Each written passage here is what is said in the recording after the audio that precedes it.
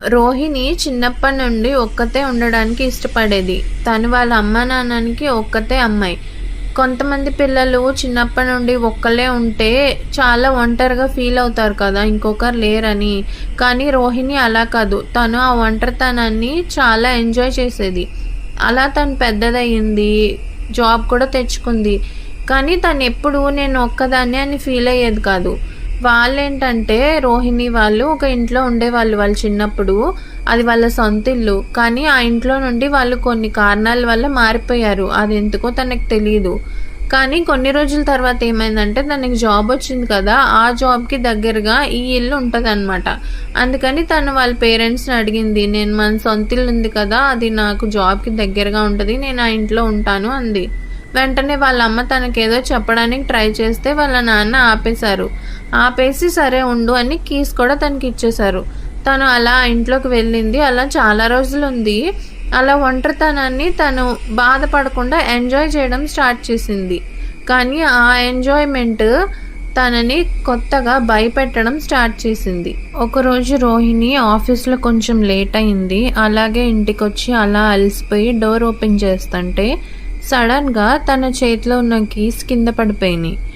అది కింద పడిపోయినప్పుడు తీసుకుందామని తన కింద కొంగేసరికి ఎక్కడి నుండో ఒక చిన్న వాయిస్ తనకి జాగ్రత్త అని చెప్పింది.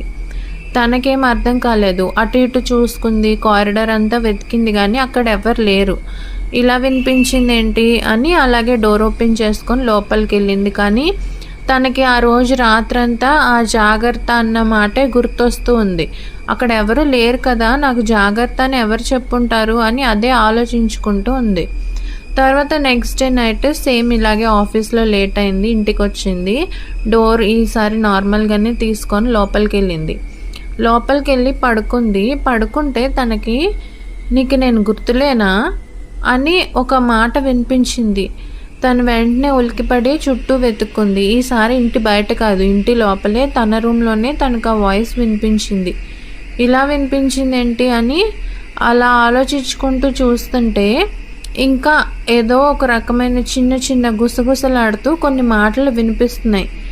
ఆ గుసగుసల్లో తనకి ఏం వినపడుతుందంటే, ఈ ఇంట్లో నీకంటే ముందు నేనే ఉన్నాను కదా, నువ్వు ఆ సామాన్లన్నీ ఎందుకు జరిపావు, నువ్వు వాటిని అలా జరపకుండా ఉండాల్సింది అని ఇలా గుసగుసలాడుతూ తనకి కొన్ని మాటలు వినపడుతున్నాయి. తనకి ఇంకా వెంటనే భయం వేసి వాళ్ళ అమ్మకు కాల్ చేసింది.